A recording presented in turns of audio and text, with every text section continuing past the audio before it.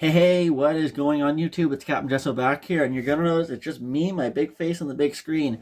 No opening today, but I did want to talk. And actually what I want to talk a little bit was about this guy, this pack right here. This nice, beautiful, crisply sealed packet. And I've talked about this pack before, and I've talked that I don't actually ever want to open it. And I'm going to talk about why.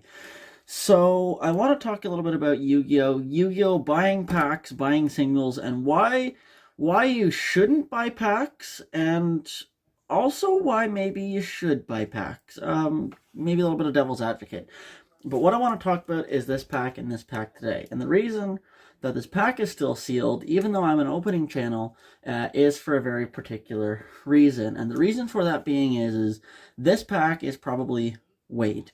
Now, for anybody that's new to Yu-Gi-Oh! Or hasn't been collecting for a long time or collecting seriously, might not know what that means. And basically what that is in older Yu-Gi-Oh! Sets, the first sets that came out, you pretty much had really one of two routes to go when you bought one of these packs. When you bought a pack, either you got 9 cards, you got a rare card, you were guaranteed a rare card every time, or, if you're lucky, one every 4 or 5 packs, you would get a foil card. Maybe it was a super, maybe a secret, maybe whatever. So, back then, it was a bit of a thrill to go to the store, you save up your money, you'd buy a pack, and maybe you'd pull something crazy. Well, there's a bit of a fault with that Konami had when they made those boxes, made those packs, was packs with foil cards way heavier, and that's a measurable weight. So what ends up happening is on the collector's market, years and years ago, you'd go to Walmart, you go to Target, you go to wherever you buy your cards. Well, it didn't matter. You just go buy a box, you go whatever. But people find a way to make the most money out of something they got. They're going to buy a box. They want to make the most money they can. They want to sell classic vintage first edition product like this guy here. They're going to find a way to make money. Now, what people figured out is they could take a box, they'd buy a box, they could weigh out the packs. Heavier packs would have, well, better cards. It would have your foil cards, right? So it would have your ultra rares and your secret rares and things like that. And that's what they'd do, is they'd weigh them out. You would, you'd take the heaviest cards, heaviest packs, set them aside, keep them, either open them, get the good cards, or do whatever. And then what you would do then is the packs that were light, you'd sell them. So I won this pack online through eBay. It's a first edition Pharaonic Guardian. Just bring that up to the camera for those who can see it. So that's first edition. Obviously not too well focused, but you get the gist. And I got it for a really good price.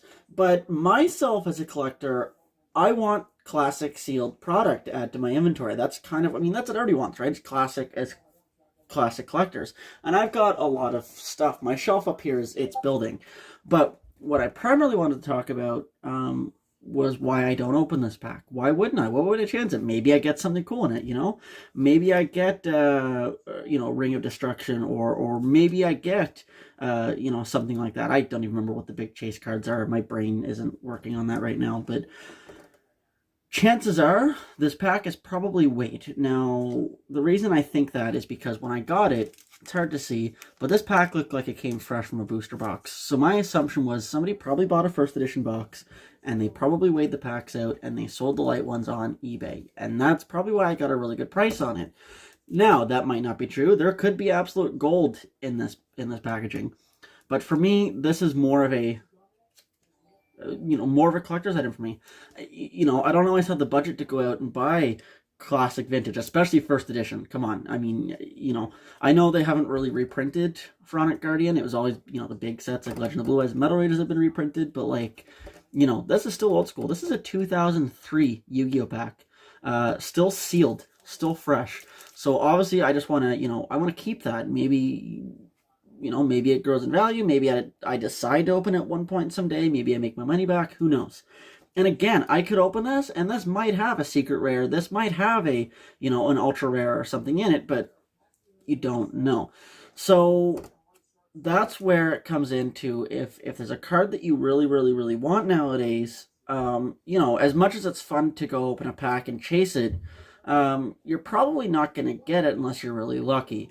And especially when you're, buying loose packs or buying loose product from maybe sources you can't trust. And I've talked about this before in some of my opening videos where I'm worried to go to a shop and just buy loose pack, right? I'm worried to go online and buy loose pack.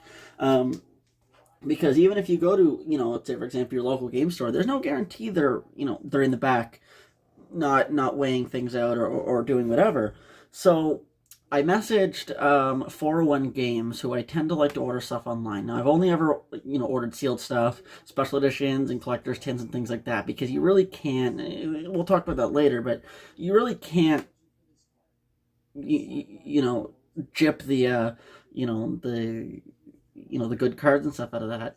And you've seen even places like Walmart now do blister packs. I think they've done it for a while, but blister packaging, excuse me, blister packs where you've got a big piece of cardboard and you can't weigh those, right? So blister packs are a pretty safe option. So when I bought those loose packs, my concern was, okay, I'm not going to pull anything out of them. I ended up pulling all right. I got some Eternity Code and some other packs. I ended up pulling pretty all right. I mean, I wasn't really expecting Starlight Rares or anything like that. You get it kind of deal. But, I had a good experience with that, but you have to be careful. Now, of course, I'm going to get asked, Jesso, well, what about newer boxes? There's no more just rare cards or foils. You can only get foils. You're guaranteed foils. So what's stopping me from going out right now and buying a case of, Blazing Vortex, or buying a box of, whatever set, Rise of the Duelist, whatever, and, chasing that Starlight or chasing those high-end cards? I can still get them. They can't weigh those cards out. They weigh the same, right? Well, yes, right, but people find a way. Now, another thing that happens very commonly with Yu-Gi-Oh! Product is people will do what's called mapping. So, for example, in a typical booster box, I wish I had one to show you here. I don't think, because I open them all, obviously. You generally get 24 packs. Now, in those 24 packs in a box, when you buy a box, you are generally guaranteed a certain rate, at least on newer product anyways. So usually you're guaranteed something along the lines of like 4 ultra rares and 2 secret rares per box. That way you're not getting boxes that are top heavy where you're getting a secret every other pack, or you're not getting boxes that are, you get nothing in it kind of deal. It's to make the odds fair. But that's the problem with that is Joe Blow can go buy a box, right? Maybe he gets a lucky box, right? He gets 3 packs in, he hits his big card, boom, he's got a Starlight Rare. What's Drobo going to do? He doesn't care about what's in the rest of the box. He doesn't care about the rest of the product. Those cards might be worth $5, $10. It's easier for him to sell the packs, knowing that there's more profit to sell the rest of those packs. So what happens to little Timmy on the other end of eBay? He gets screwed. Because you're not going to get 2, 3, 4 Starlights in a box. You're barely guaranteed 1 per case, 12 boxes. So little Timmy's going to go out, he's going to go to eBay, and he's just going to go, all right, well, let's just buy, let's buy some sealed packs, let's chase that card. And he's going to get garbage, right? So that's one thing you got to be careful of. The other thing that I tend to see happen is especially with big chase cards like your, Ghost Rares or like your Starlight Rares, where you might get 1 per case. The ratio seems to be, a little bit less than that. Now, when I talk a case, for anybody that's newer, I mean a box that contains 12 booster boxes, right? So you get 12 booster boxes per case. So what people will do is the same deal. They'll go out, they'll buy a case, right? They'll go pull, open a box or 2, and bam, maybe they get a hold of, their big chase card. They get a hold of a Starlight Rare. They get a hold of a Ghost Rare, whatever. Again, my previous point goes to, why would you open the rest of the boxes? The people that are only worried, and primarily only worried about making money off this product, are only going to open what's money to them. They get the money card, they make their money back, boom, they sell the rest of the boxes, they keep a profit. It's easy as that.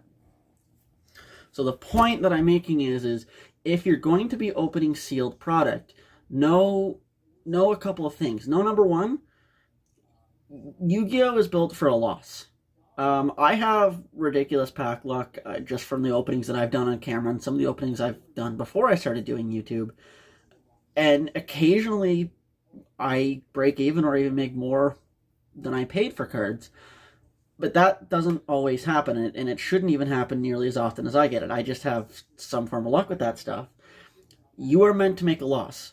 If if Konami was selling you product in which you constantly, every single time, a winner every time, you make money off it every time, they're not making money themselves, right? So that's something you need to consider is when you buy a sealed product, you are buying to lose money, right? It's gambling. You might get a good card, you might get you buy a pack or two, you might get, a chase card, you might get some extra money back. It's like gambling, right? You're built to lose on that. So I guess the point I'm saying is if there's cards that you really want, at the end of the day, you are just smarter going out and buying them. And if you really want to take the time, it's really smart to go out and actually research the market. If you look at, for example, a Starlight Rare card, when they drop immediately, everybody's going after them. They could be at an inflated price, $700, $800, $900, $1,000. Well, what's going to happen is more people are going to open cases, more people open boxes, more of those get on the market. And generally over time, after release, those prices are going to go down. Now, occasionally with Starlights, obviously we've seen if you actually check the prices on them, you're going to have some that eventually will start going up in price over time. Maybe because they're just good collector's cards, maybe because they're cards that are played, competitively. As far as I know, competitive Yu-Gi-Oh players love max rarity in their decks. They love maxing out those decks. So if they're going to build a crazy Sky Striker deck, for example, they're probably going to go out and they're probably going to get the max rarity, the Starlight Rares to fill out their extra deck. I can't remember the names of them off the bat. Again, I'm just kind of making this kind of out of the blue. But that is what, that is what you're going to want to do is if you're going to want to get a specific card, either be prepared to lose the money opening product trying to maybe get it, or just go buy it, right? So that's what I do. I buy a lot of singles. I buy a lot of single cards. I try to buy, I have a business. I try to buy to sell, right? I try to buy to make a bit of a profit. I try to be as honest as I can and as humble as I can. I'm not going to be the kind of guy that's just going to go out and buy case by case by case and then, try to read the words off that. I just think it's cheesy. It's shady, right? I mean, it is what it is. If you're buying a random box off of Joe Schmo off the street, be prepared that you might lose it. You might get nothing out of it. Just do your best if you're going to buy a sealed product. Like I said, just know that you're going to, you're going to make a loss off of it. But if you're going to buy a sealed product, at least try to make sure you're buying from something that's legitimate, that you're not going to get shanked. So, yeah, but please stay away from people selling loose packs on eBay. They might sell, YuGiOh 100 random loose packs. They're all weight. They're all mapped. You are guaranteed. I guarantee you do that right now, you get 100 packs, you are lucky to get 1 or 2 good foils. I do it. I did. Well, don't. Please don't. There's lots of videos. Simply Unlucky actually did a really good video on that one time, getting scanned, buying I think 100 packs as a certain set on eBay, and you got nothing out of it. So, but I also want to go into a defense of buying sealed, buying product, opening product. At the end of the day, Yu-Gi-Oh shouldn't just be about money. It shouldn't just be about, can I make a profit off this? At the end of the day, sometimes it's meant for fun. Go out, if you like it, that's what I like doing. Go out, buy some product.